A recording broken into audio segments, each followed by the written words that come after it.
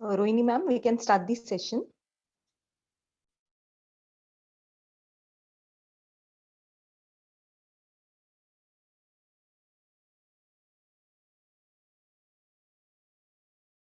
Dr. Rohini Gupta, and I'm be the facilitator for taking the module 7 of your clinical uh, management of HIV infection by University of Washington. I'll be covering two sessions taken by Dr. Grace Stewart and Dr. Anne J. Melvin. So it's a very long session, and covering pediatrics in such a short time is very difficult, but I will try my best to at least make you understand the basics. So the first, I'll be starting with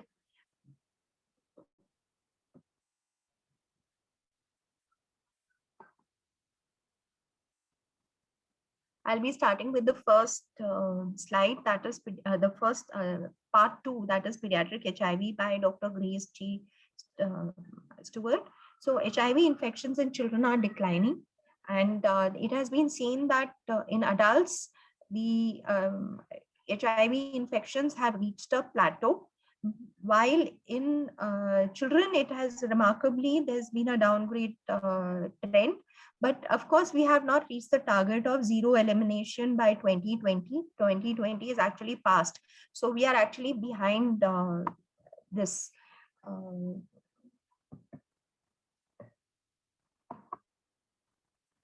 So now this is the number of children who are less than 15 years of age who are newly infected with HIV in 2017, and the thing is 1.8 million. You can.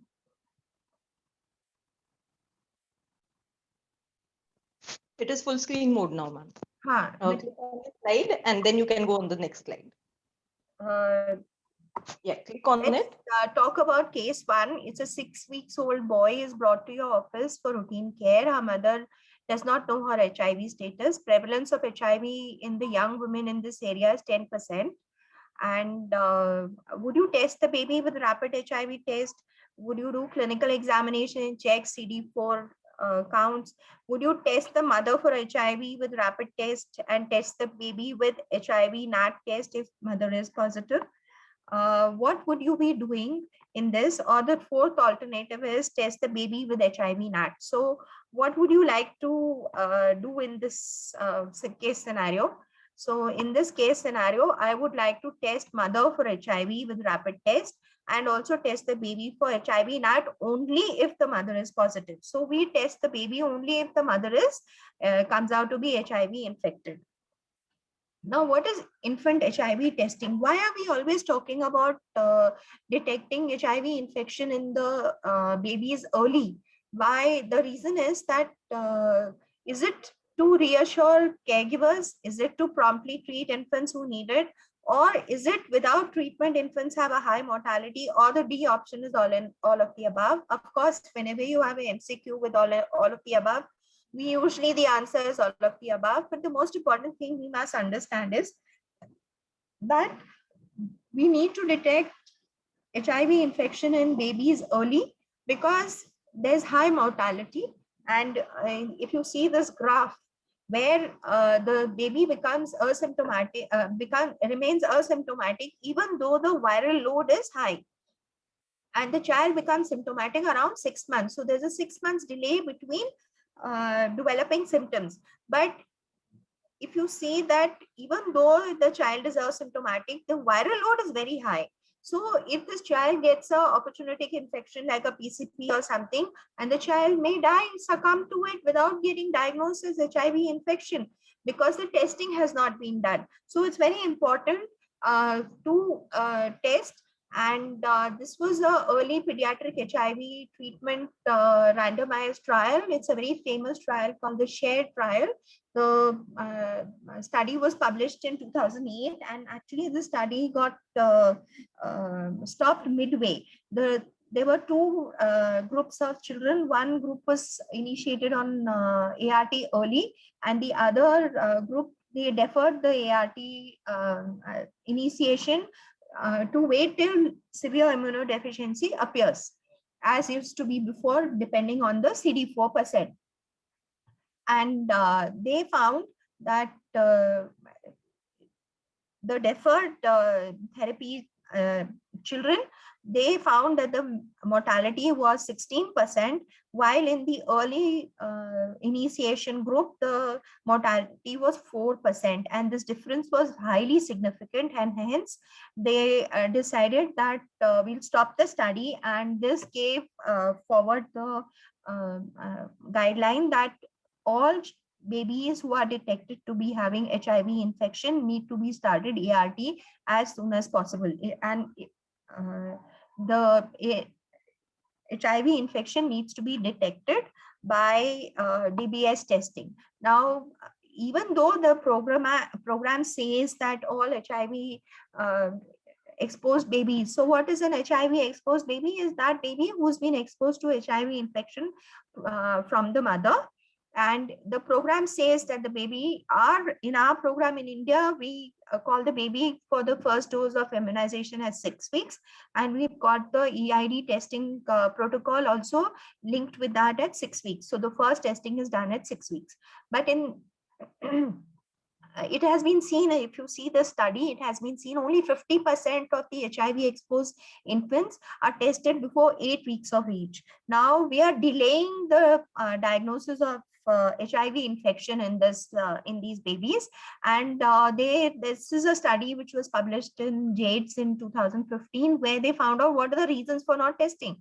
So this is a bar diagram where they found that the times when the care provider offered the early infant diagnosis testing, the mother agreed to test, but only these many 40% only of them have actually, in these studies, only 40% of the mothers actually intentionally took the child specially to the hospital for the testing.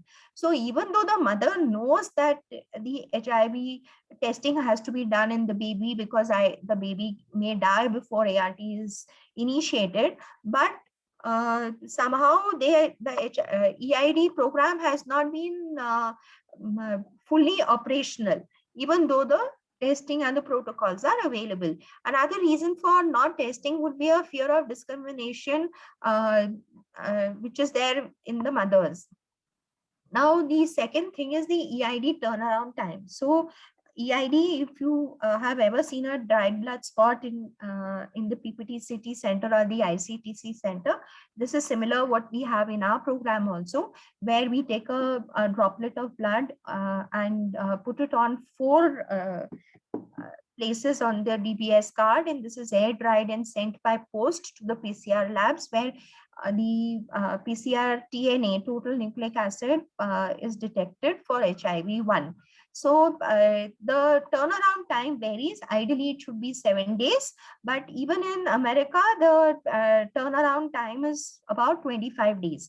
And most of these DBS testings are usually done when the baby is admitted in hospital, and usually the report comes after the baby has passed away. So this is a new type to reduce this turnaround time. There's a point of care DBS testing which has been launched, and this was launched in 2017. It's a cartridge based testing, where it's something like what is the point of care CD4 machine, which is available in a few ART centers, where you take a blood drop on the point of care, the kit, and it takes 20 minutes to assess what is the CD4 count. Similarly, here also the turnaround time is reduced. Now, what are the uses of this point of care EID testing? It leads to a faster ART initiation. The reason being that the POC report is available in less than 1 day, and we can start prepare the mother and start the baby on ART. Let's look at case number 2. That is BT is 7 years old and has been healthy and is in school. Her mother was diagnosed with HIV last year. BT has no complaints and is doing well. So what would you recommend? Routine physical examination, no HIV test for BT, offer an HIV test for BT, or conduct a more detailed history on her mother regarding her HIV status? I would offer an HIV test for BT. Instead, I would have offered a HIV testing in this baby 1 year ago when the mother was tested for HIV. So family testing, family member testing is very important. Of course, consent has to be taken from the parents for testing of the children, and it is the counselor's responsibility while handing over the HIV report to the parents to inform the parents that it's very important that their child also gets tested. It has been seen that only half the number of children living with HIV are receiving treatment, and this is very alarming, because there are parents who are not got their children tested, or there are children who are unaware of the HIV infection in them. So what is this? This is a MCQ. I have already shown you the slide. So what would be the answer? How many children are infected with HIV worldwide? A, B, C, or D? The answer is D.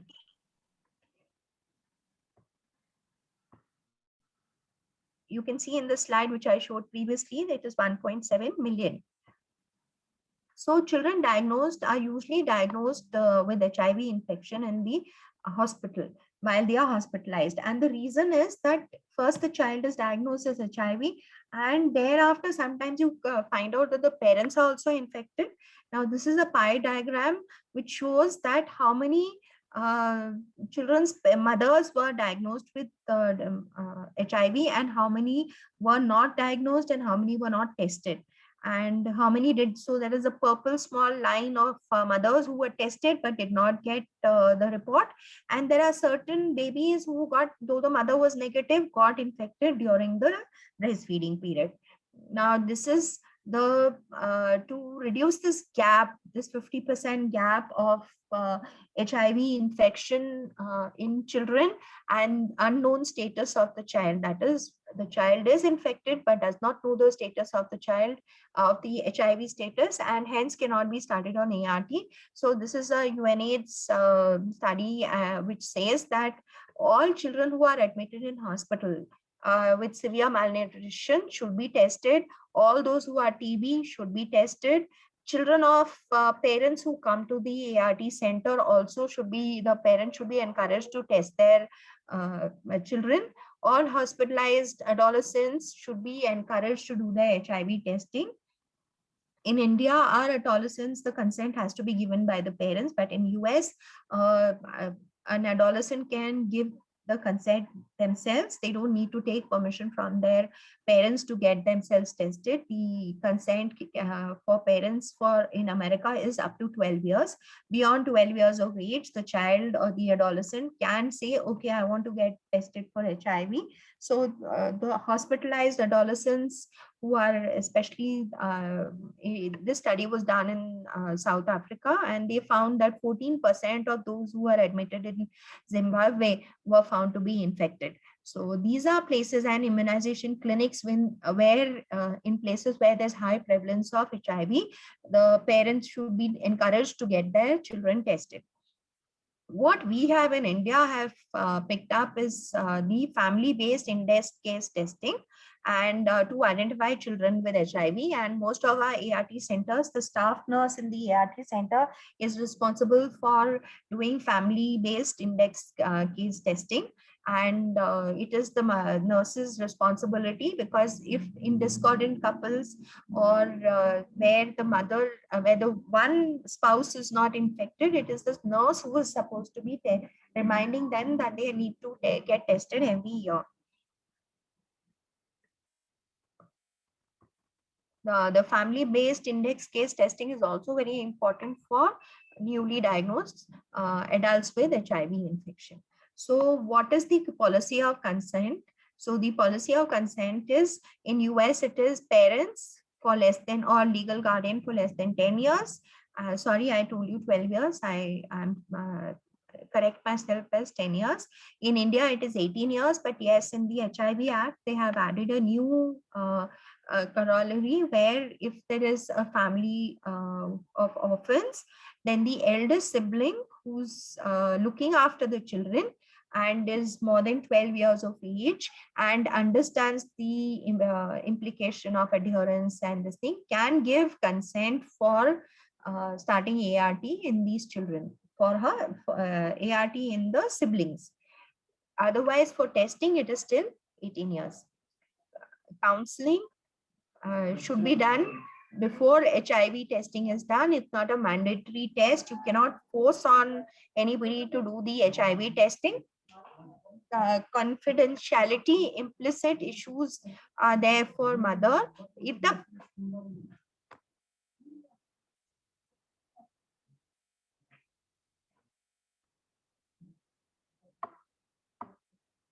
So this is a new type of testing which is called a self-testing. It can be done as where the it's called oral mucosal transudate testing. And basically it is not the oral saliva which is used, it is a buccal scraping which is used and it is collected. And this is found to be a very effective way where adolescents can be themselves test themselves, and it's a rapid test. So you will need to do a second test. If this comes out to be positive, then it will need a confirmatory test after that. Let's look at case number 3. MR is a 21-month-old girl diagnosed with HIV. Weight at 12 months is 50%. Weight today was, there is a weight loss of 50% this thing, and weight today was 5%, and less than 5% weight loss was there. And she has history of weight loss of more than 50% from this over 12 months. She also has diarrhea for the past 2 months. So what are the HIV related syndrome that she has? Can somebody guess? So what is, we should actually first assess the growth assessment. For growth assessment of a HIV infected child or a HIV exposed infant is height, weight, and it should be charted on a chart. In America, they use CDC charts. We use the IAP and the WHO growth monitoring charts, and also have a history of infection, that is chronic infections or recurrent otitis media, pneumonia, GI infections like recurrent diarrheas, oral thrush, history of contact with TB, and also we must find out what is the neurodevelopmental status of that child. Has the child achieved all the milestones, or there is delay in achieving the milestones, or the achieved milestones have been lost, and especially in older children about losing the school, how is the school performance. Now this is a 21-month-old, so this child is not going to school, so we must assess this child as thinking it as HIV wasting syndrome. So because the weight today is less than 5% of what it expected, this thing is. So what are the definitions for HIV wasting? Is persistent weight loss of more than 10% from baseline, downward crossing of 2 percentiles, that is, this is the weight for age chart. So if the child was here and gradually she has crossed 2 percentile charts curves, then this shows that there is some reason why this child is losing weight, or it is less than the 5th centile on the weight for height chart on 2 consecutive visits. There is history of diarrhea and there is history of documented fever in this child of more than 1 month. So what is the marked growth response to ART?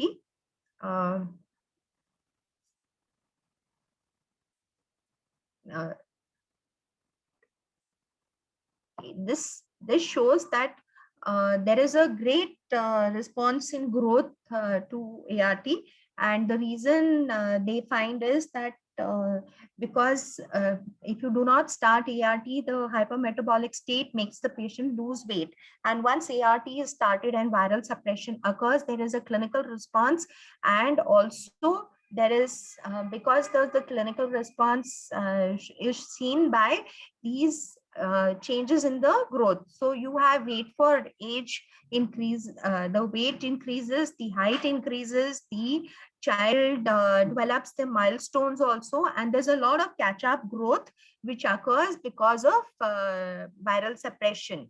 And it is seen that depending on what age the child has been started on ART, it is seen that if the ART started in a child who is less than 3 years of age, the catch-up growth is very good, and the child can achieve the growth parameters what is expected, or what the children of that age of uninfected children would have achieved. But those children who are started on ART beyond 5 years of age, they will catch up their height and weight, but maybe the catch-up growth may not be the same to make it as children not infected with HIV of that age group. That is, if a child is being started on ART at 8 years of age, and the child will rapidly gain weight and height, but still would find themselves shorter and way less than what the children in his class of the same age group will be. So what is the WHO nutritional care plan?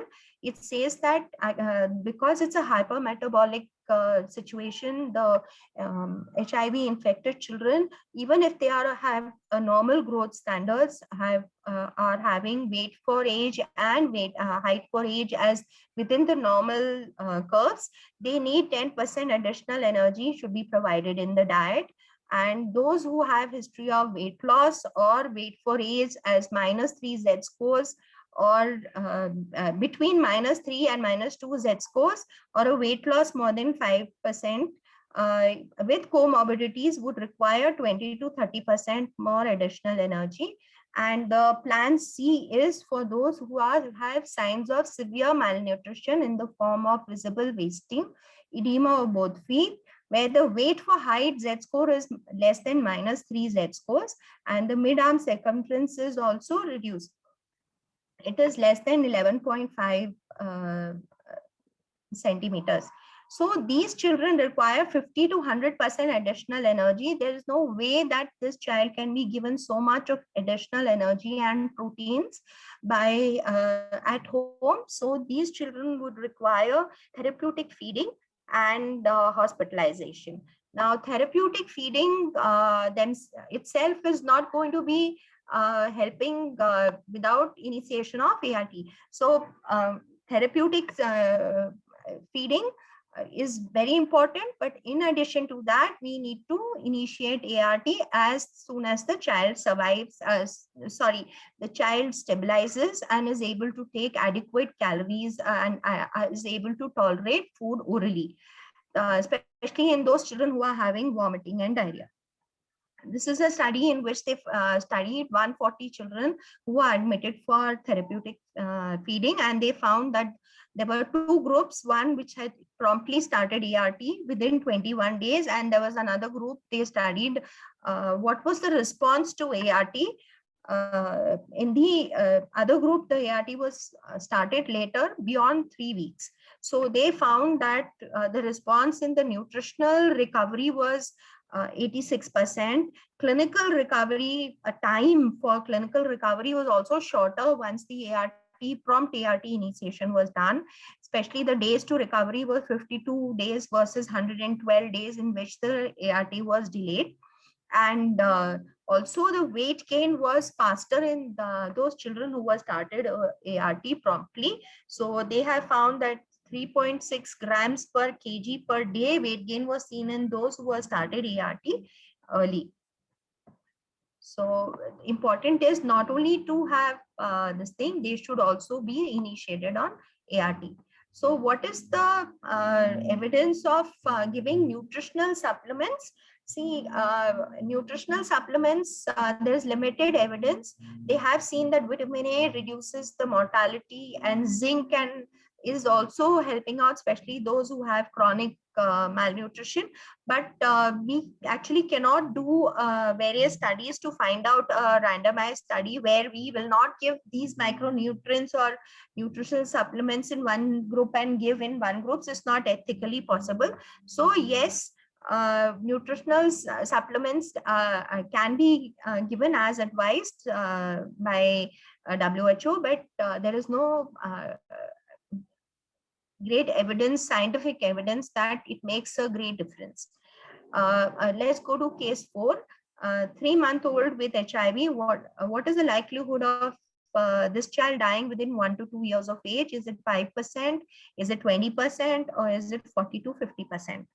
So the answer is 40 to 50%. As I was saying, that the mortality of HIV exposed infants within the first year of life is very high, and half of them will not be able to see their second birthday.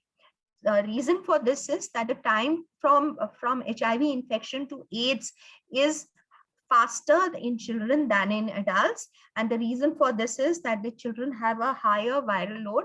So this is a graph which will depict why the time to HIV AIDS is faster in children. The reason is the RNA levels, which are higher in children than in adults, especially in infants up to the first 2 years of life. So in an adult, the initial period, there'll be a rise in the RNA, and then it will fall within 6 weeks, and it will plateau, go to a small, remain as a low level for a long time. And then there's a second peak when the CD4 cells start reducing. But in infants, if you see, there is initially a very high level of peak of RNA of HIV viral load, and this plateaus for some time, usually around 2 to 3 years. After that, it starts to reduce a little, but it will never reach down to the level which is seen in the adults, and hence the time to AIDS is faster in children, and hence we must start ART early in all those infants who are born with HIV. So pediatric HIV mortality, these are various studies which have shown 1 year mortality. So in 1 year mortality as seen in various studies is about 26%. And in 2 year mortality is between 40 to 50%. We usually say that if HIV exposed babies, or if a baby born to a mother is HIV infected mother is got HIV infection and is not timely started on ART, they will not be able to see their second birthday. 50% of them will die before their second birthday. So what are the risk factors for rapid progression of HIV infection, or risk factors for mother to child transmission of HIV to the baby? So low CD4 counts, a high viral load, or in utero infection in the baby, low maternal CD4 counts, anemia during pregnancy, maternal death, low birth weight babies, and poor infant growth or is also one of those reasons why there's rapid progression of HIV infection in the children. So let's look at case 5. This is a 6-year-old who has been receiving ART for 4 years. This child lives with widowed mother and has 3 siblings. So what do you think? When should the child be told about the HIV status? Who should tell the child?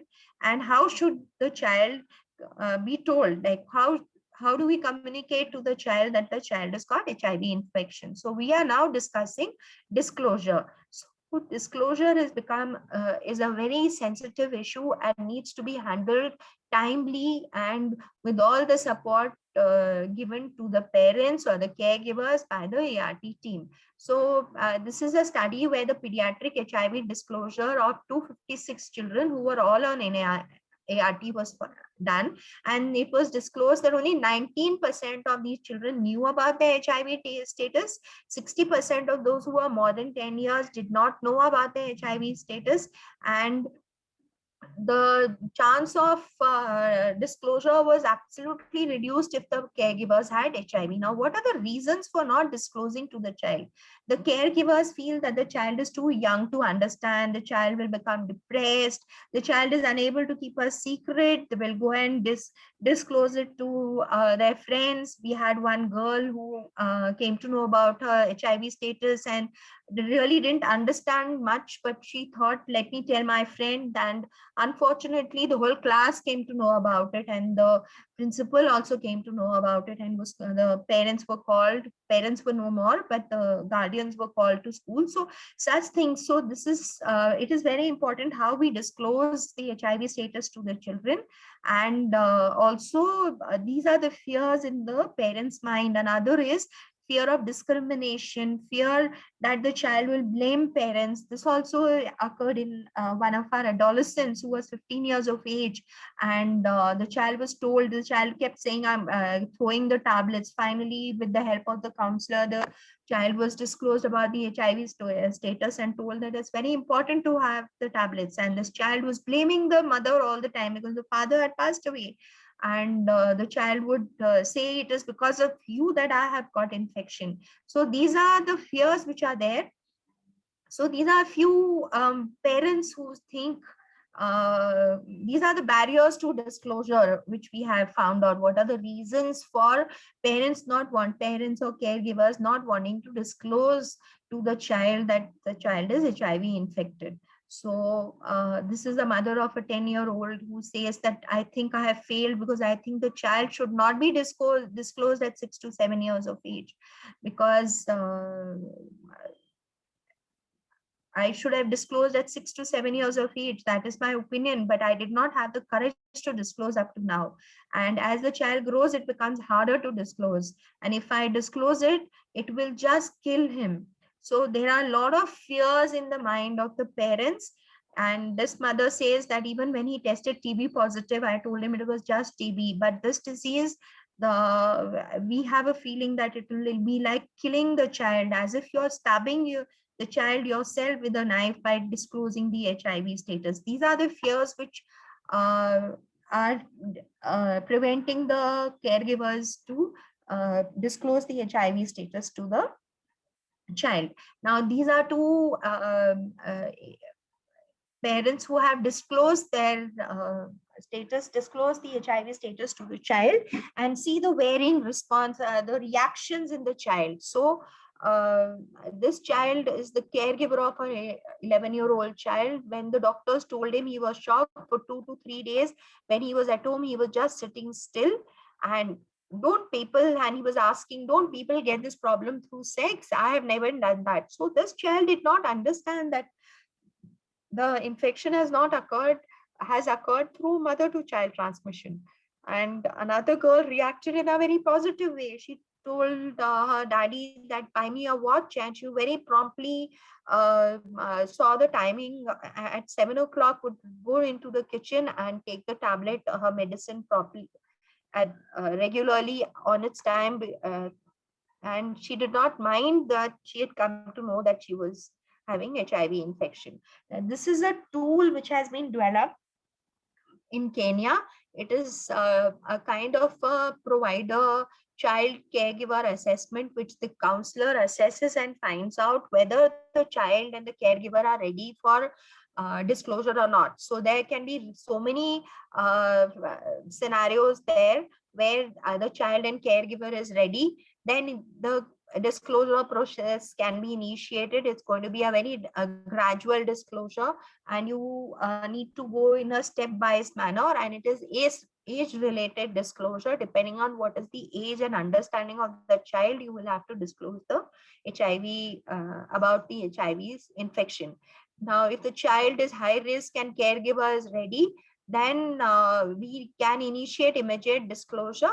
But it's better that we talk about HIV within a supportive environment where there is somebody who will be supporting emotionally this child.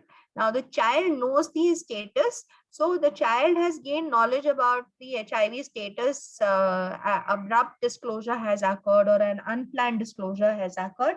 So the counselor or the ART team can initiate supportive process so that the child can understand what is the next thing the child needs to do, ensure access to appropriate psychosocial support, and monitor the health and well-being of the child and the caregiver.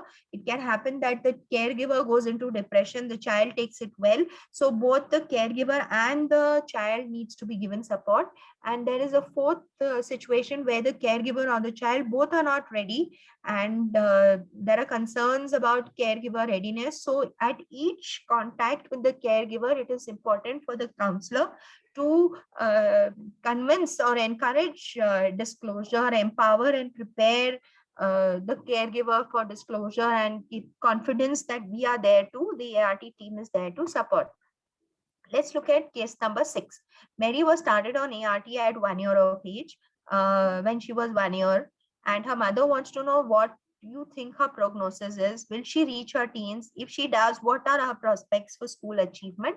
So what is the long-term outcome in adolescents perinatally who are infected with HIV-1? So they have found that because if it directly depends on what is the time of ART initiation. If the ART has been initiated early, so this is one study published in 2019 where they said that if it was early treated, less than 3 years, the catch-up growth and the response to ART was excellent, and there was normal growth and there was comparable educational achievement. But children who have been started late on ART may take time to achieve the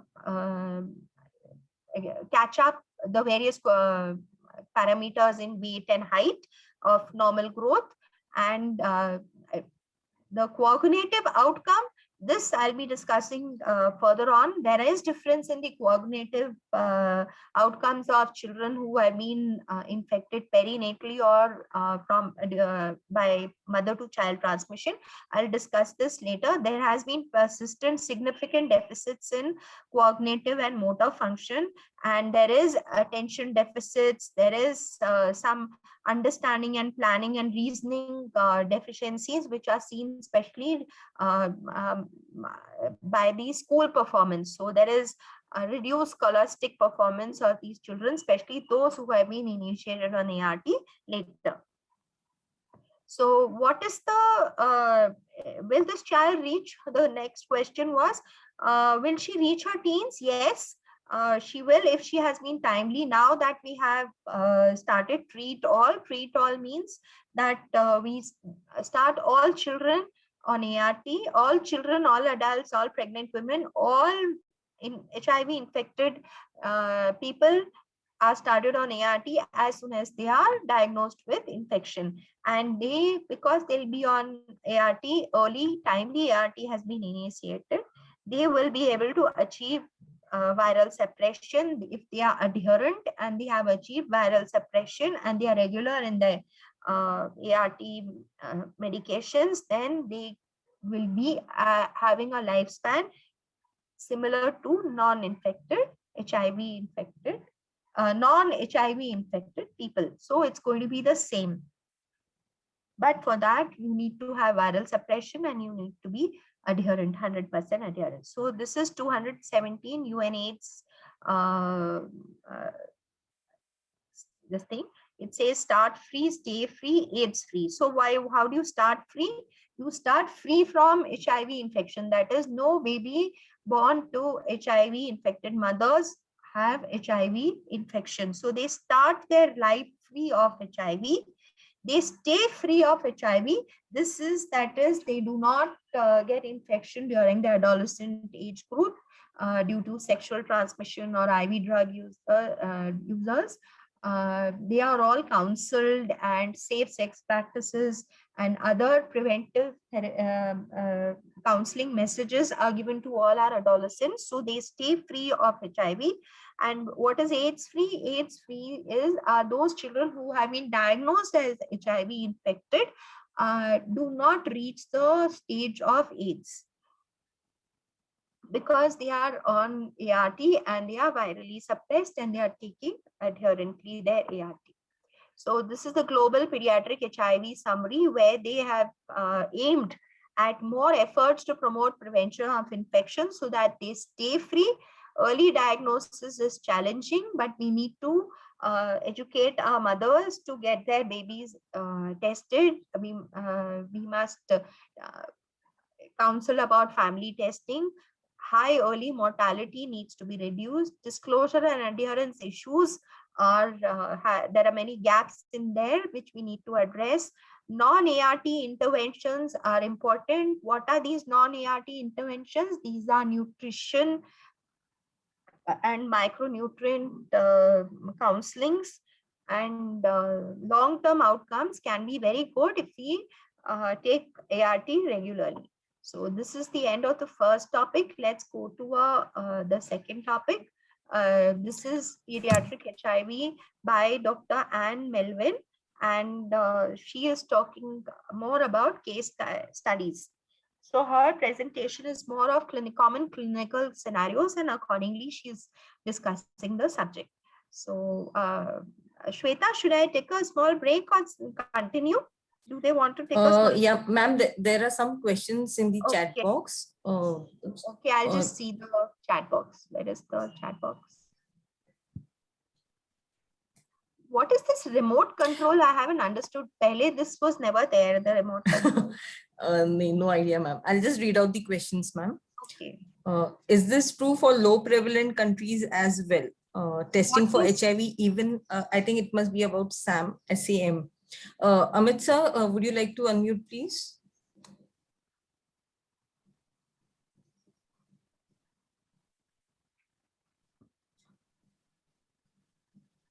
Amit sir? 1 minute, let me see what. Yeah.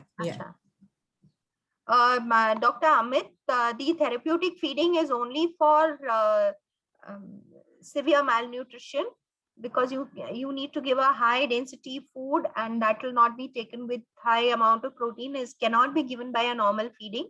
So these children are given therapeutic feeding through a Ryle's tube.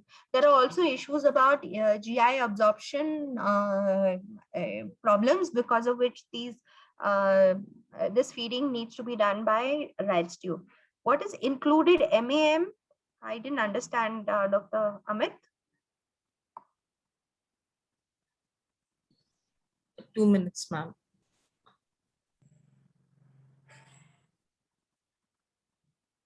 Yes, testing for HIV, even for all children admitted with SAM. Yes. So there is a policy which is called high index of suspicion for HIV infection. So there are certain clinical conditions in children where you must exclude HIV as one of the causes for that clinical condition, and these include TB, chronic subacute SAM, what is it called, acute malnutrition, severe acute malnutrition, then chronic diarrhea. Any child with neurodevelopmental delay, we must rule out infection. Any child with recurrent seizures, non-responding to anticonvulsants, we need to rule out HIV. So there are certain conditions where even thrombocytopenia, severe thrombocytopenia in a child who's not responding to normal therapy, we must exclude HIV infection. So what is the other question? What is the...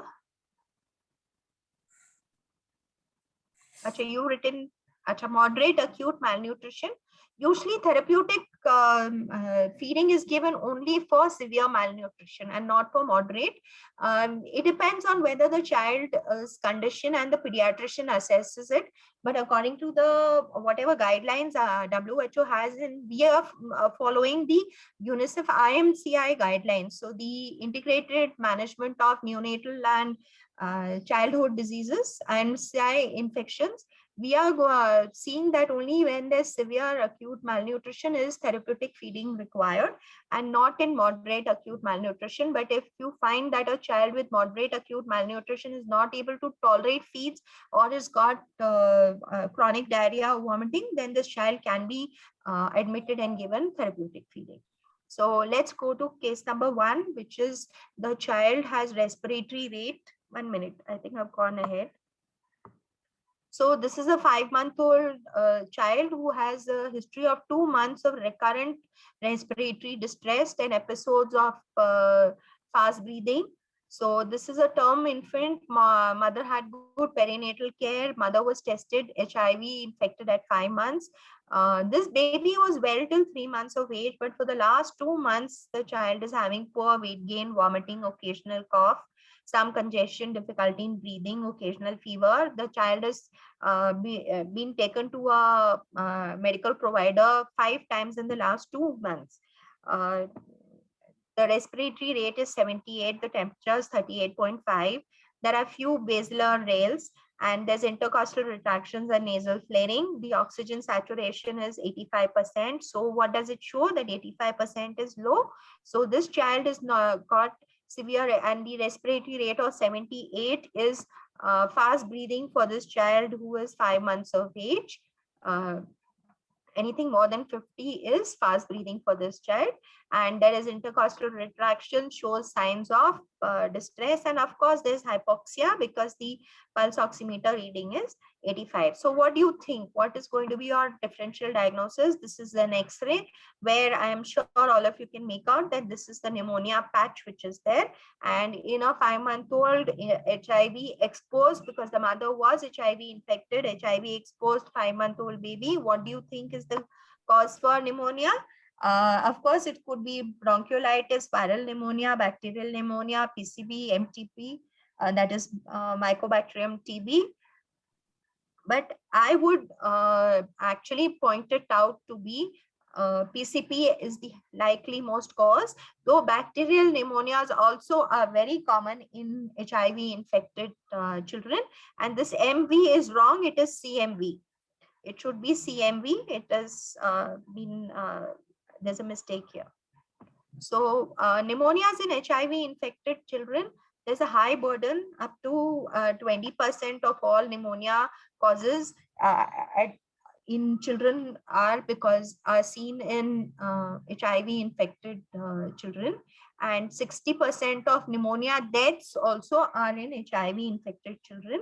But the commonest infection of pneumonia, which is caused in a child less than 1 year of age, would be PCP first, and second would be bacterial pneumonias. In our country, Mycobacterium tuberculosis, especially if there's a contact with a TB patient, is also possible, and viral pneumonias also are very common. And now, of course, the most common viral pneumonia is a COVID-19 infection. So what are the risk factors of pneumonia for mortality in acute pneumonia? So HIV co-infection increases the risk of mortality in children with pneumonia. Severe pneumonia. So WHO has classified pneumonia depending on the clinical features as not severe, severe, and very severe pneumonia.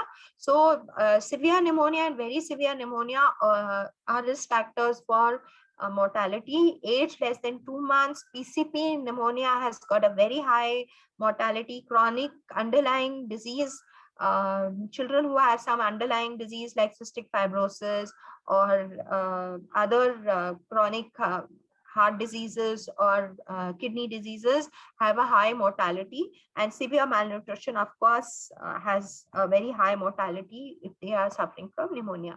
So what is PCP? PCP, or the new word name coined is Pneumocystis jirovecii pneumonia, and most common in infants. The highest incidence is between 3 to 6 months.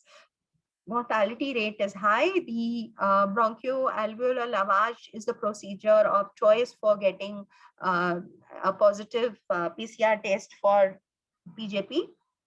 The sensitivity is 55 to 97%, but it's very rare that you do a bronchoalveolar lavage in such small infants who especially are having a saturation of 85%. So induced sputum is seen to be very sensitive in adult studies, but in a small child, it can be done. Induced sputum can be used in adolescents. But in infant, in this child who's 5 months of age, it's going to be very difficult to do this procedure. Nasopharyngeal aspirates are helpful, but usually the treatment is empiric in infants with severe pneumonia. So what are the WHO guidelines for empiric treatment of pneumonia in HIV infected children?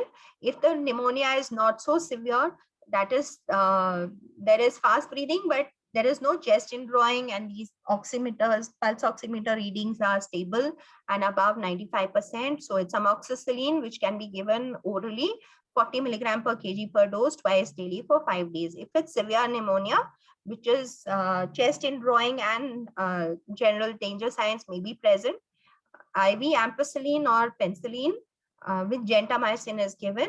Ceftriaxone is kept as a second-line antibiotic. Severe pneumonia in less than 1 year of age, they have a higher mortality, and so we give IV ampi genta with ceftriaxone or second line and add empiric cotrimoxazole.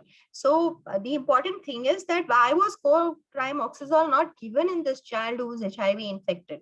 So let's see what are the indications. First, we'll do the management prevention, and what are the indications for giving cotrimoxazole in HIV infected children. So what is the prevention of pneumonias? Because we have said that pneumonias in HIV infected children is very high and very frequent, and deaths also are higher due to pneumonia in HIV infected children. So immunization is by pneumococcal conjugate. Actually, all vaccination should be given in HIV infected children. The contraindication to get vaccination is if the child is symptomatic, or if the CD4% is less than 15%. In these two indications, we postpone the immunization.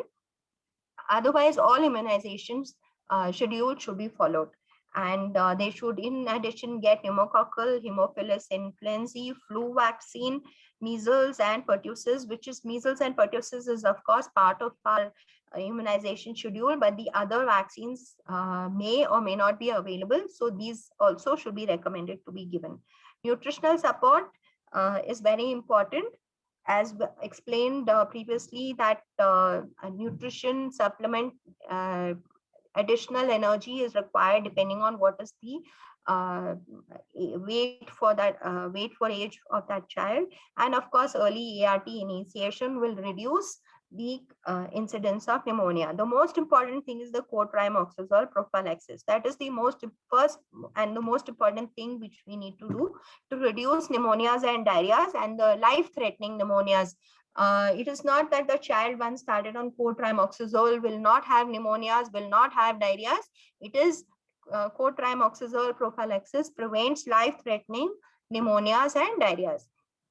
What are the indications, WHO indications, that all HIV exposed infants are to be started from 4 weeks to 6 weeks. In our country, we start at 6 weeks. We combine it with our immunization schedule to be started on cotrimoxazole and have to be continued until HIV has been excluded. Now, when will HIV be excluded? So we continue till 18 months, or if the mother is breastfeeding beyond 18 months, then 6 weeks after stopping breastfeeding. So if a child is being breastfed up to 22 years of age, then we'll continue cotrimoxazole beyond. This is in HIV exposed infants till HIV infection is excluded. And that means if the mother is stopping breastfeeding at 2 years of age, then after that, 6 weeks after that, we'll continue for 6 weeks till we get a negative HIV report in that for that child. Now, all children less than 5 years of age should have been have to be started on cotrimoxazole prophylaxis till 5 years of age. So this child should have been put on cotrimoxazole prophylaxis, especially because the mother is infected and baby is a HIV exposed baby.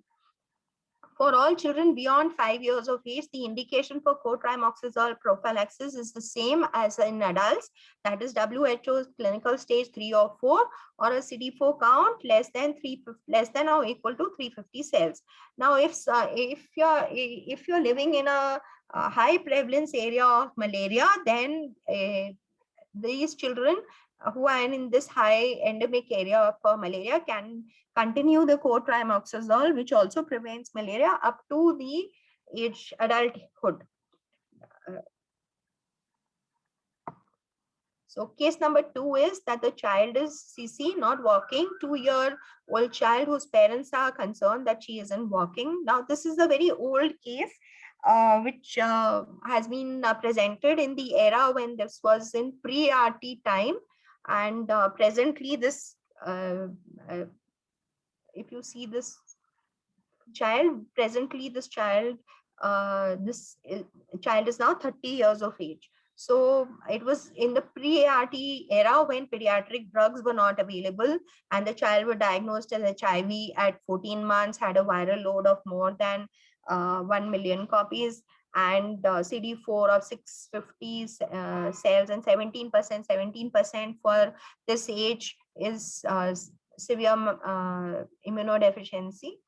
So physical examination showed generalized low tone in the muscles, increased tone in the lower extremities. There were wrist tendon reflexes with ankle clonus. So what does it mean? There is a neurological deficit which is occurring in this child.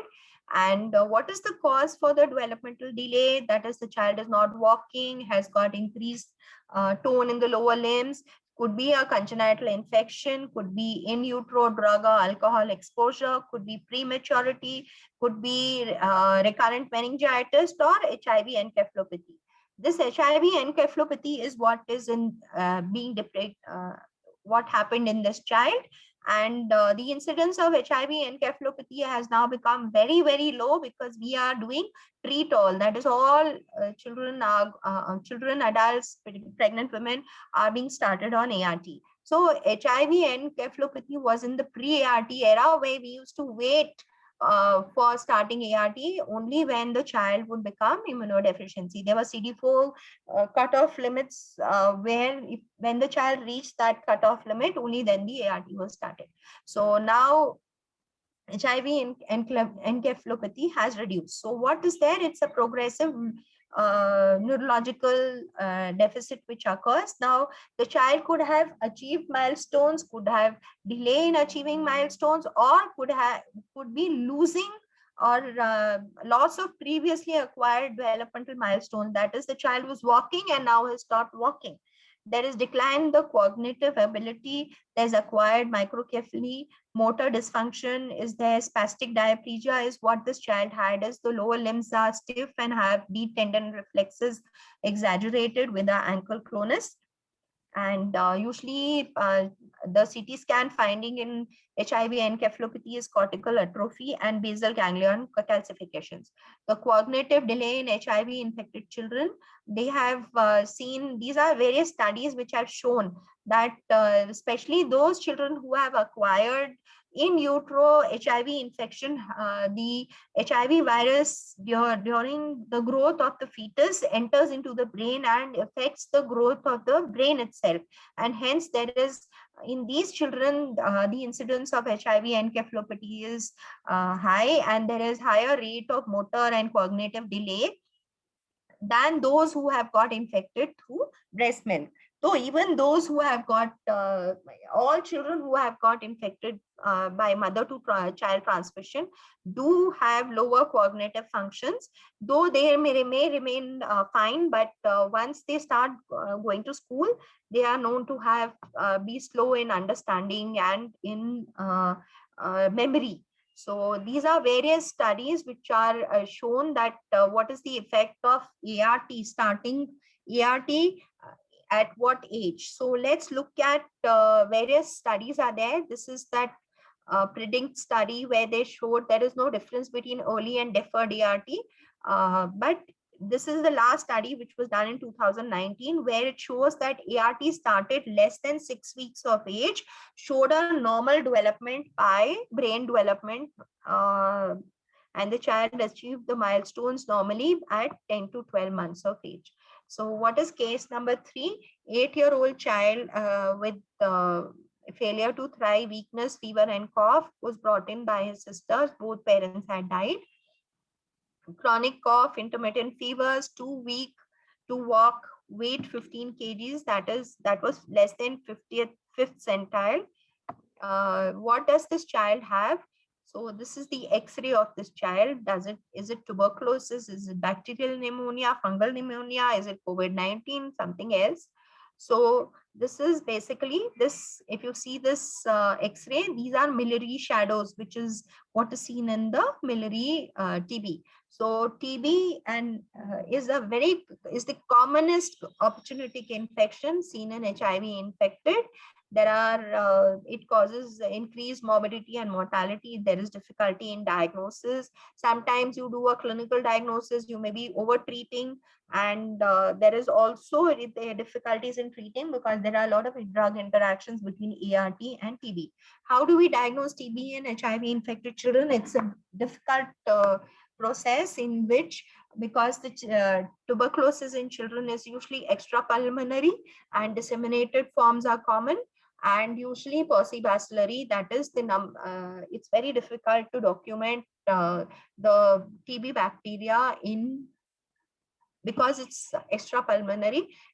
In sputum it will not be there. Seen in the sputum, the bacteria, TB bacteria will not be detected.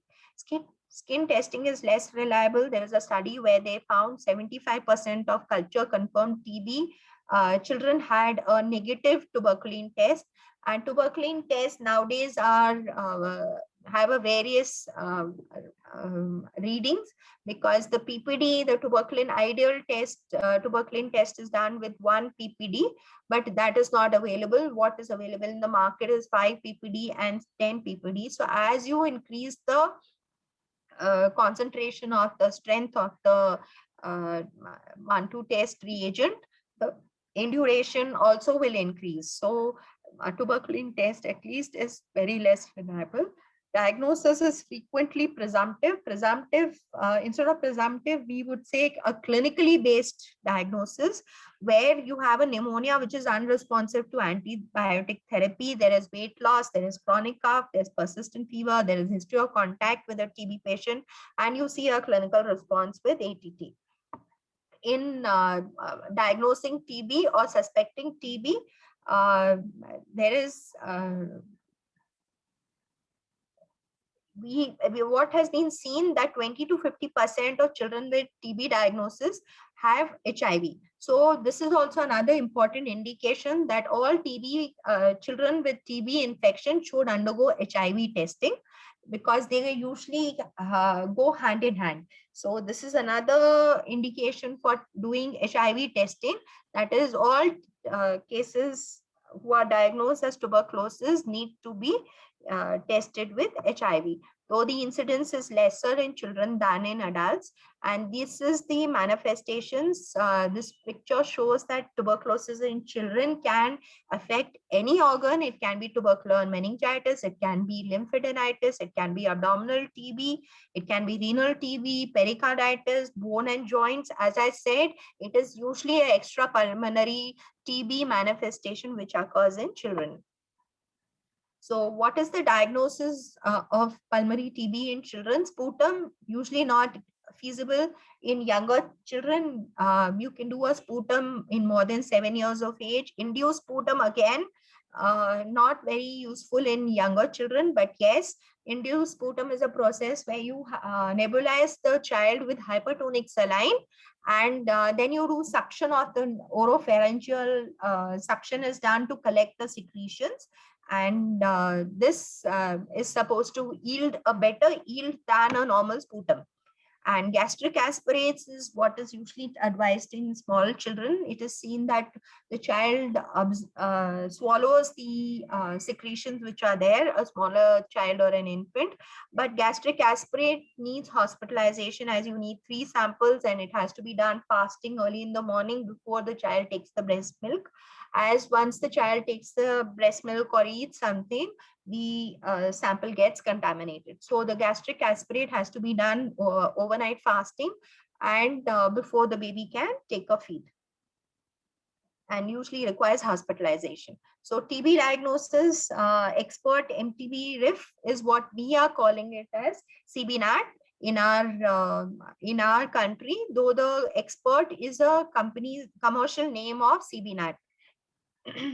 So it has a sensitivity of 95% in smear positive children, which may be in sputum or gastric aspirate. Sensitivity is very low, but has a very high specificity of 98 to 99%. And the advantage is that it gives you rifampicin sensitivity. So this test is is better than a sputum for AFP. And secondly, it also gives you the sensitivity of rifampicin in those who are MTB positive. And it can also be done in other fluids like gastric aspirate, CSF, lymph node. Aspirate is shown to be a sensitivity and specificity of 80%, though stool examination has a lower sensitivity, but in those who have chronic diarrhea, especially those who in advanced HIV or in AIDS, if some patient is there and you need to diagnose TB, then you can also take a stool sample to do CBNAT. Another test which is available in US is called the LF-LAM. So what is LF-LAM? It's a lateral flow urine lipoarabinoman assay. And this is a card test, and it gives you it's got a sensitivity of 47, but a specificity of 80%. We should not use this for all children to diagnose it. We need to use this only in those who are having advanced disease or are very seriously ill, because we need to initiate ART fast in those who got advanced disease or AIDS, and hence before starting ART, we need to diagnose TB. And this has shown, this article in Lancet Infectious Diseases has shown that hospitalized children newly diagnosed with HIV with a positive urine LAM had a higher risk to death. So this is what is being used, where no other criteria is going to help you for TB. So this has got a negative impact in the sense, if you have a seriously ill child or a seriously sick child with advanced disease and you want to start ART, so this can be like a screening test.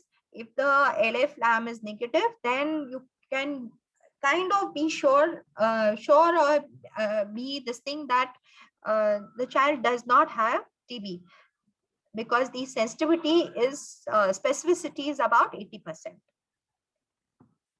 This is not available in our country as of now. So HIV treatment by WHO, the ART, the TB is the same. It is started after within 8. So you have the ATT schedule should be started first, and this should be followed by ART. ART should be started between 2 weeks to 8 weeks. And those who have an advanced disease or a low CD4 count should be started within 2 weeks. Once the child or the patient has stabilized on ATT, is tolerating ATT, then within 2 weeks, the ART should be started. And the anti-tubercular treatment is 4 drugs in the intensive phase, that is EHRZ, and 3 drugs in the continuation phase. And this is what was written in the WHO. We are following the same WHO guidelines for TB treatment. The guidelines for ART with TB, this is the WHO updates which they have mentioned over here. So if you're going to be giving lopinavir, ritonavir, then you need to give super boost lopinavir, ritonavir. This I will be explaining. So rifampicin has a lot of interaction with ART drugs, and hence when you're giving rifampicin based anti-tubercular treatment, we need to modify the ART regimen. We will be starting ATT first, and we can decide in the meanwhile what ART regimen needs to be given. So with efavirenz, there's no interaction with rifampicin, so there is no modification which is required. But yes, raltegravir, you need to double the dose, and for lopinavir, ritonavir, you need to do super boosting. I'll be explaining about super boosting in the next slide. Alternative to rifampicin would be giving rifabutin, but rifabutin is not available in our country, and it is available as 150 milligrams and can only be given in more than 10 years of age. And rifabutin, they have said that it can be used in adults. We at one time, when they were on PI based, we were using rifabutin instead of rifampicin for adults. DTG, that is dolutegravir, can be given as a BD dose, just as how raltegravir, both the integrase inhibitors can be given with rifampicin in a double dose. PI base. So what is super boosting of lopinavir ritonavir? So Kaletra is the commercial name of the lopinavir ritonavir syrup, which is available in America, and the ratio of lopinavir to ritonavir is 4:1, and this is boosted with extra dose of ritonavir, so that the ratio of lopinavir to ritonavir becomes 1:1. And this is needed to be done only if you're giving rifampicin based anti-tubercular drugs. Okay, so if you're going to be giving MDR treatment where rifampicin is not given, then you do not need to do super boosting of lopinavir. And there is a proper tabular chart available in which it is written that how much is the dosage depending on the weight of additional ritonavir which needs to be added to the lopinavir ritonavir to cause super boosting.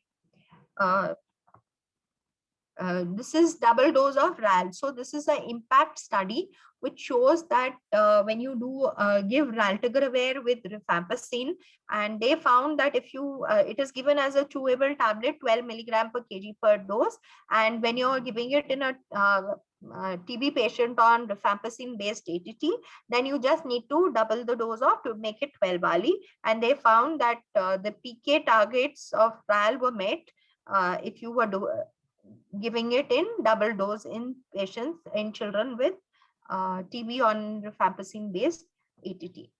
So this is what is just showing that when you're giving in a TB HIV co-infected child, not starting on ART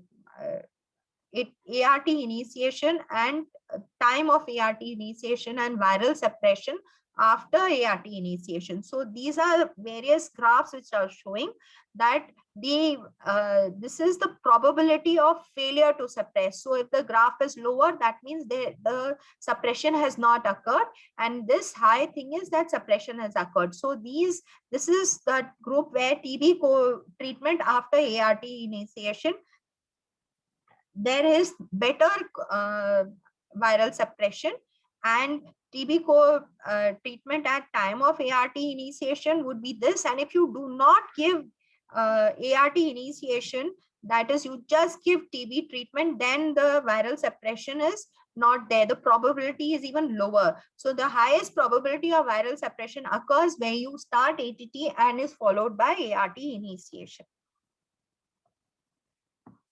What about prevention of TB? So there is what is called 4S screening.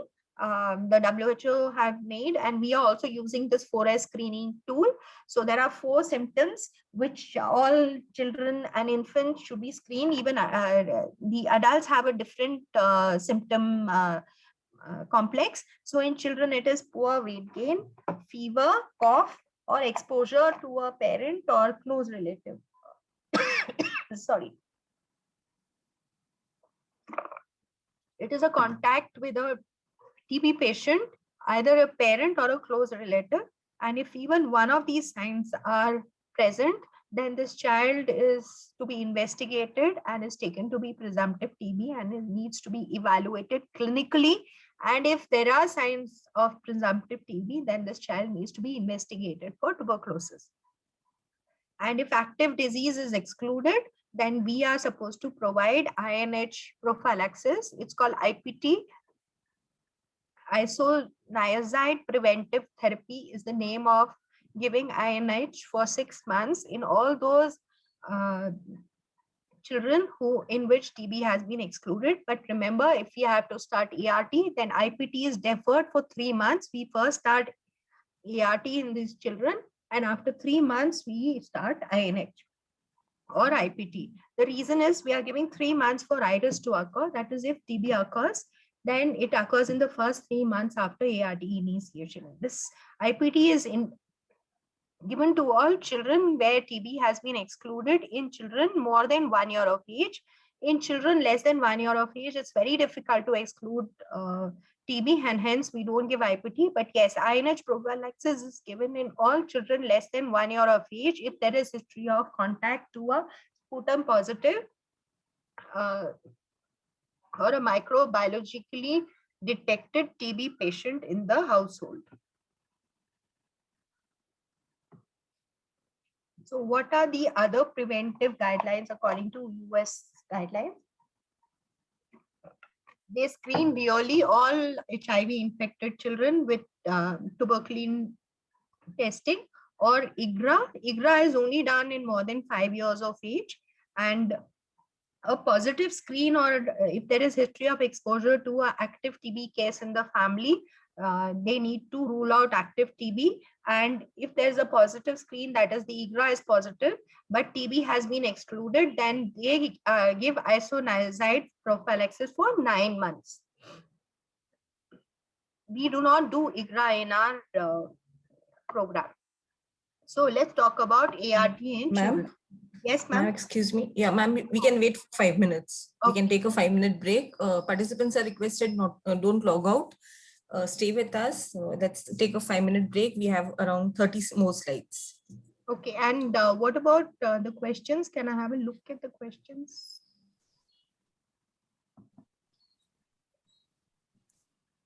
No, pneumococcal vaccine cannot prevent PCP. PCP is not prevented by pneumococcal vaccine. Pneumococcal vaccine only prevents the pneumococci pneumonias. All children less than 5 years are advanced HIV. So they should be subjected to TB LAM whenever it rolls out. Yes. Dr. Amit, the advanced disease management or in children, all children less than 5 years are taken to be advanced disease. But at present in our program, we have not actually initiated or written TB LAM in our protocol because it still has not been approved by FDA. That's all. I think I've answered all the other questions. Okay. Yes, ma'am. Let's wait for 5 minutes and then you can continue.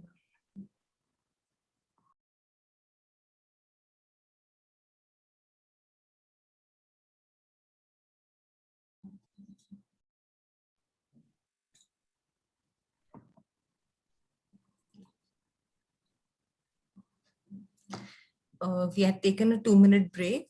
That's why it's not audible. We'll start shortly.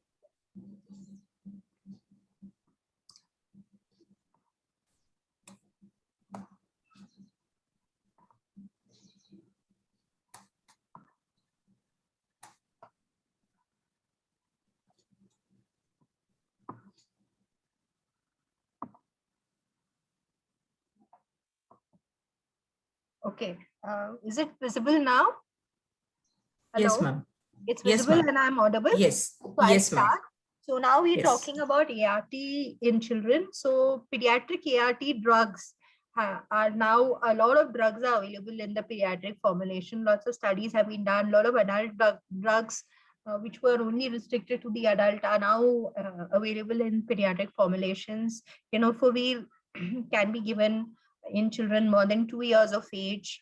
And of course, zidovudine, lamivudine, and abacavir were already being used in children, but there are certain more drugs which have now been are available in pediatric formulations, and various studies have shown that they can be used in the pediatric dosage in children. So NNRTIs, of course, nevirapine and efavirenz were already there. Integrase inhibitors, it has been seen that raltegravir can be given in newborn babies, and in actually US, they use raltegravir for prophylaxis, and also some children are neonates who are diagnosed to be HIV infected are started on ART. Dolutegravir is written 25 kgs, but now WHO has given guidance that all children beyond 6 years of age and more than 20 kgs can be given an adult dose of dolutegravir, that is 50 milligrams. And 10 milligram and 5 milligram dolutegravir is also available for younger children. Similarly, the PIs, lopinavir, ritonavir should not be given in the first 14 days of life because it causes neurodevelopmental problems. It is not because of the drug which causes problem. It is the syrup has some preservative which damages the lining of the nerves. Neuronal lining damage is there. So you should not use lopinavir, ritonavir in the first 14 days of life. And hence it's only given beyond 14 days of life. Darunavir pediatric tablets are available and they can be given beyond 3 years of age. Atazanavir pediatric formulations are also available and they can be started in children more than 3 months of age. We, of course, do not have pediatric darunavir and atazanavir in our program, but hopefully these will be available in another year or two. Then certain fusion and entry inhibitors, these are the two latest drugs which are there. Initially, they were only available for adults, but now they have formulation, pediatric formulation. Maraviroc is available for more than 2 years and weight more than 10 kgs. Pediatric formulations are there, but they are used only as third line. Enfuviradine is, enfuviradine is used beyond 6 years of age.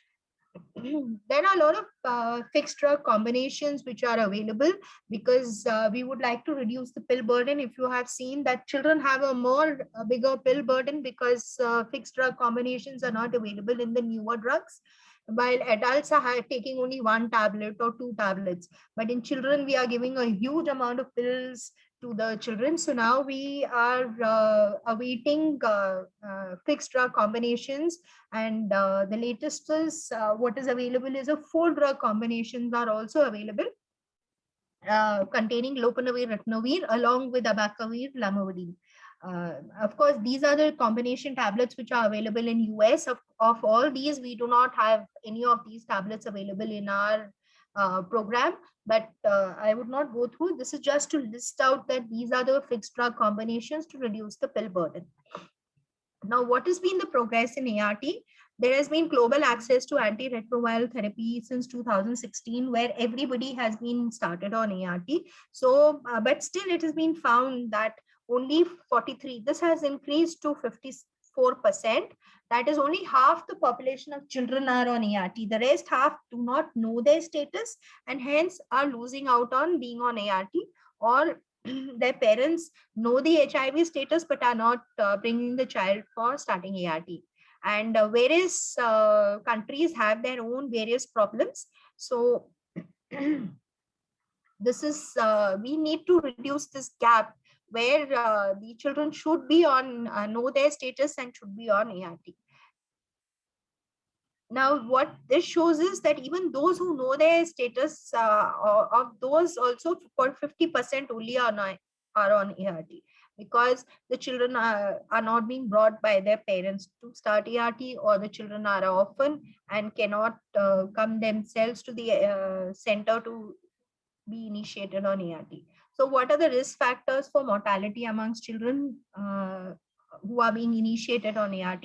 So even though they've been initiated on ART, the mortality is high in children who are low weight for age Z scores, who have WHO clinical stage 3 or 4, whose age is less than 1 year, who have baseline anemia, who have a high baseline viral load, And the greatest likelihood of death in these high risk children are in the first 6 months of treatment.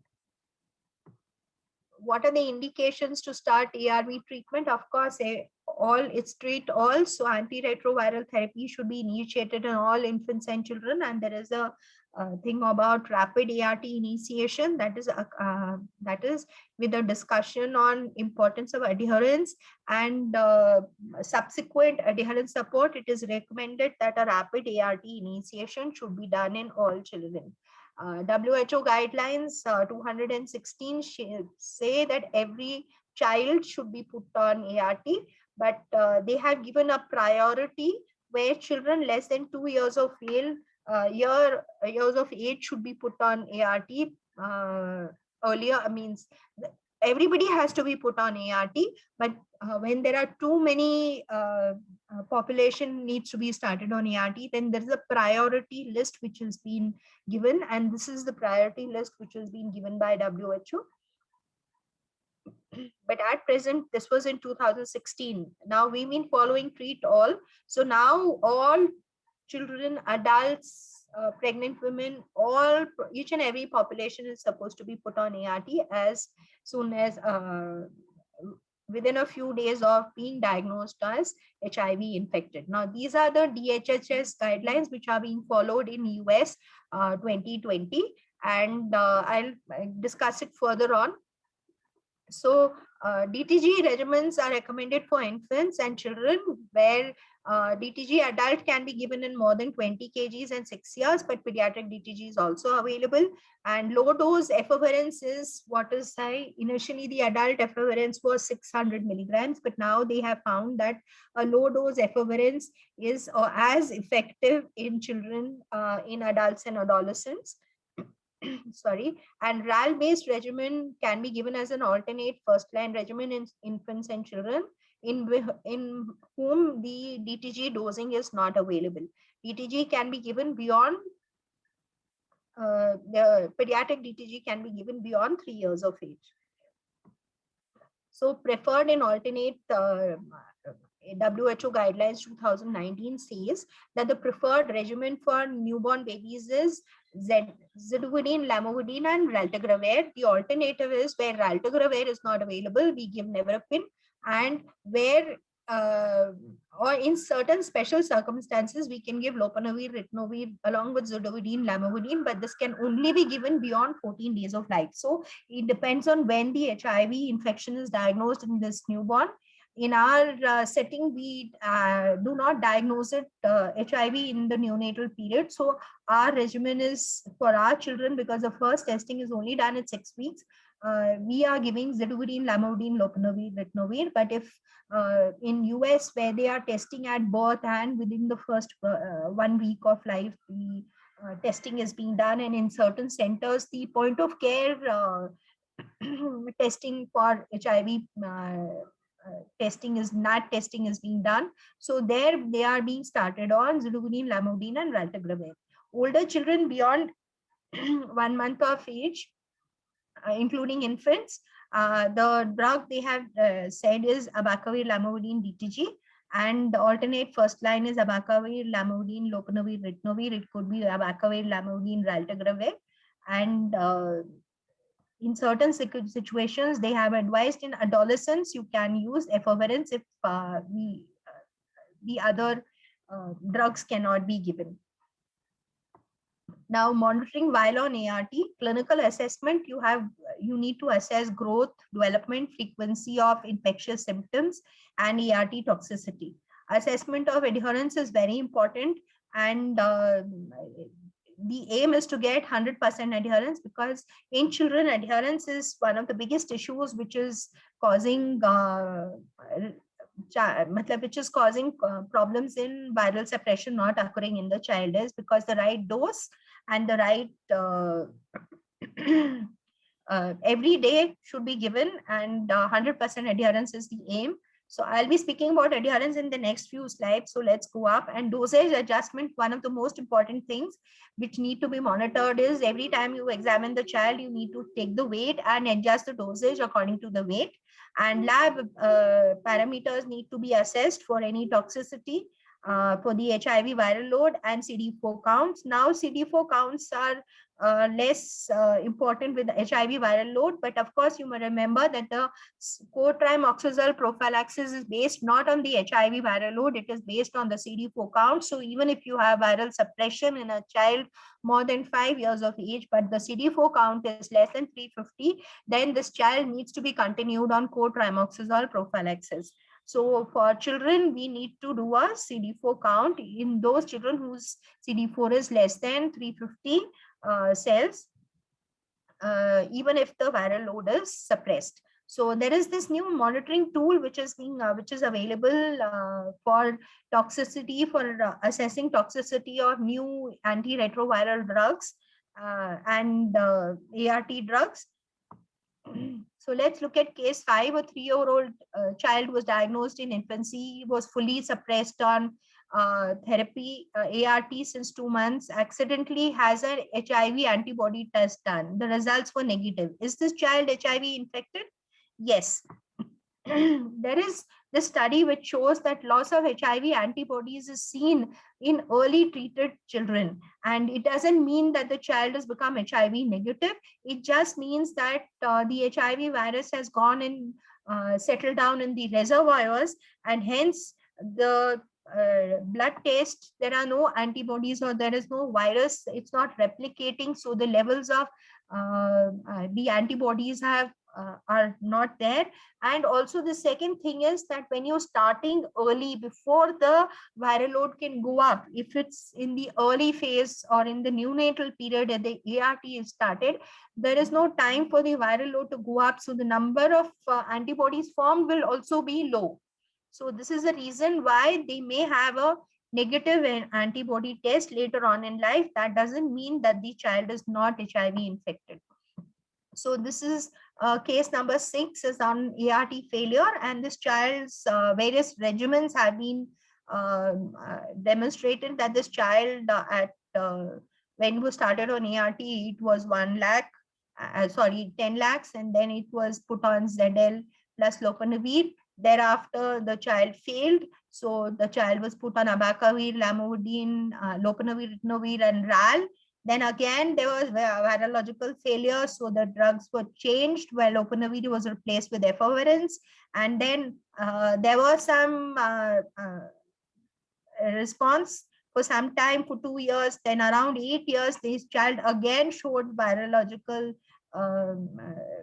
rise in the viral load, and the child was then changed over. And presently, the child is virologically suppressed and is on this ART regimen. Now, what we want to show you is that what are the causes of ART failure? So one is resistance. There is drug resistance where you're using a wrong regimen, so it will not respond only. This is what was seen here, that there is no response over here even after giving this, because you are probably giving a wrong regimen where it's not going to work. Similarly, this regimen, it was not working. It did not show any response. It has not shown viral suppression at all. So in US, the viral suppression is below 10 copies per this thing, or in our country, it is less than 1,000 copies. But here in this, if you see, the drugs which have been used have not shown any viral suppression. So maybe the child was having a strain which was caused drug resistance. The second thing is pharmacokinetics, that is wrong dosing. Third thing is adherence. And there are other factors also which may be the reason for ART failure. And what is HIV resistance after failure of first-line drugs? So this is a review of 30 studies which were reporting outcome in 3,000, a little more than 3,000. They found that 26% of children were showing resistance, HIV resistance, and 90% of the children had at least one resistant mutation at the time of failure. And longer the time on treatment increased the risk of resistance. So as the child who is on ART for a longer time, the risk of resistance increases. the pharmacokinetic of crushed versus whole tablets of lopinavir/ritonavir. It is very clearly written on the box of lopinavir/ritonavir pediatric tablets that these tablets should not be crushed. But most of the parents cannot give such a big tablet to the young child, so they are usually crushing it and giving it. And here it is very clearly demonstrated that the bioavailability of a crushed tablets is reduced so much of lopinavir, and ritonavir is even more. So the bioavailability or the levels of the drug reduces if you crush the tablet. So these tablets should not be crushed. Now, this is a simplified dosing chart of various drugs which has been taken up from the WHO recommended first line and second line antiretroviral therapies 2018. And this is a drug dosage chart of all the pediatric formulations which are available, and also of the syrup. Now, in this, the syrup is not written, the pellets are written. So now lopinavir syrup is being phased out and is being replaced by lopinavir pellets. So what is the adherence and virological response? This was a Penta-5 study where proportion of children, depending on they were studied, where the RNA viral load was 400 copies per ml, and they were given a questionnaire, and they found that those who are fully adherent had a RNA value less than 400. Those who did not always adhere was this, and so those who did not adhere were all having high viral loads, while those who were fully adherent were having viral suppression, as seen here by this thing. So adherence directly affects the viral suppression. So what are the issues of adherence which we must consider while we are advising ART in children? One is the developmental stage or age of the child. Parent-child interaction. Is the child being given the medicine by the parent, or the child is taking the medicine themselves? Are there some psychosocial issues present in the environment? What is the palatability of, if you ever tasted the syrup lopinavir, ritonavir, it's very bitter. Even you will not be able to swallow the tablet. So what is the palatability of the various drug pediatric formulations which are there, and what are the caregiver factors? So does the caregiver have money to travel to the ART center to pick up the medicine? Is the disclosure be done to the child? Is the child actually eating the medicine or throwing the medicine? So there are various issues which need to be identified, or the barriers to adherence which need to be identified, and these barriers should be actually addressed by supporting the family. So how do you support adherence? We do education of the family. We explain to them understanding of the medications, what they are, how they work, expected side effects, and how to handle them. The importance of adherence, that every dose, every time. So it isn't that you can miss one dose. So it is every dose and every time it has to be taken. And we must explain to the parents what will happen if there is poor adherence, or even if the child misses one dose, then what is going to happen? The viral replication will increase, and the new viruses which are born are going to be resistant or have some mutation, and therefore they will not work. These drugs which the child is taking will not work against that mutated virus. So it's very important even to tell them that even missing one dose of the drugs in pediatric patients is going to make a difference. Also important is to tell them that the dose, whenever you're increasing the dose while taking the weight, you must inform the caregiver also that we are increasing the dose. So just writing it in the book that, okay, now the child has gone into this weight band from 2 tablets morning, evening, the child should take 2.5 tablets morning, evening. Writing in the book is not enough. The pharmacist is supposed to be reinforcing, the counselor is supposed to be reinforcing, and of course the medical officer while writing should be informing both the child and the parent that now the dose has been increased and this is the dose which needs to be taken. So what are the other barriers to non-adherences? One is disclosure. You will find that the child around adolescent age will stop taking the tablets because the child doesn't know why the child needs to take tablets. Till then, the parents have been telling you aren't growing well, you're falling ill, so you need to take these tablets to be well. But now the child says, I'm growing well, I put on weight, I'm not falling sick, then why should I take? So disclosure helps in adherence. It's been seen, lots of studies have been done where adherence, disclosure helps in adherence. And food insecurity. This is a problem, especially in developing countries where food is not available. So nutritional support should be given, or psychosocial support, or some social schemes. Patients should be linked where there is possibility that food insecurity is there. And this is very common, especially in those who are daily workers who are not able to earn their daily wages, do not have enough money to give food to the child so that the child can take medicine. This is what the parents say, that I could not give the medicine because there was not adequate food for the child. How can the child take medicine? The child will have side effects. So these two are very important barriers which need to be assessed. So the other thing to support adherence is we must discuss about who will give the medicines, when, what time is going to be the medicines depending on the daily routine of the child, and what medications have to be given, how the medications have to be given, and what will happen if the child is visiting the relatives or gone for a function, or if the caregiver changes. So in children, we always insist on a secondary caregiver. So if a parent is, or if the mother is a caregiver, we would like to have another secondary caregiver along to be educated and counseled about what is ART and how the medicine and who, what, when, how, all these answers should be taught to the alternate or the secondary caregiver, because if the mother falls ill, then this child will not be able to be given the medication, and the secondary caregiver will take over the responsibility. So it's very important what will happen if the caregiver falls ill. I would be more thinking about that. And of course, when they go out for a wedding or go out for a function, or who's going to be giving the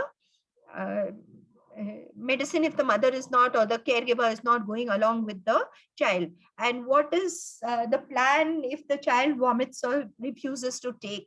So you have to explain that if the child spits out the medicine or vomits or refuses to take, then how are you going to handle this? And the most important thing about this is pre-ART activities where you teach children how to do pill swallowing. So you can use peppermint pills to teach the child to swallow. And most of the parents will say, my child doesn't swallow tablets. But when you teach the child how to swallow, they prefer tablets to, the children prefer tablets to syrups. And taste testing, that is another way which you can teach the child that, okay, you taste the tablet. Most of the dispersible tablets are very tasty. It is only the syrups which are very, the syrup lopinavir, which is very bitter and kind of unpalatable. But most of the dispersible tablets, you will have the children who will say they are very tasty. So, and it's preferable that you give the first dose in the hospital itself. These are very important activities which will lead to a good adherence by the family members. And you must emphasize that it is a team effort. There should be non-judgmental interactions. The counselor is not, or the medical officer or the ART team should not pass any judgments on the family. Instead, they should build a rapport so that the family members can share their problems in time, that they're going out for a holiday, how to do it, or the child's school timing has changed from morning to evening shift. How do we change the medicine timing? Or the child has now gone into secondary school and the timings are now early in the morning at 7 o'clock. These are very important things. So the parents should be, the rapport should have been built between the ART team and the family members, so that the the family members can share their problems early and not after a non-adherence episode. And this the adherence has to be assessed.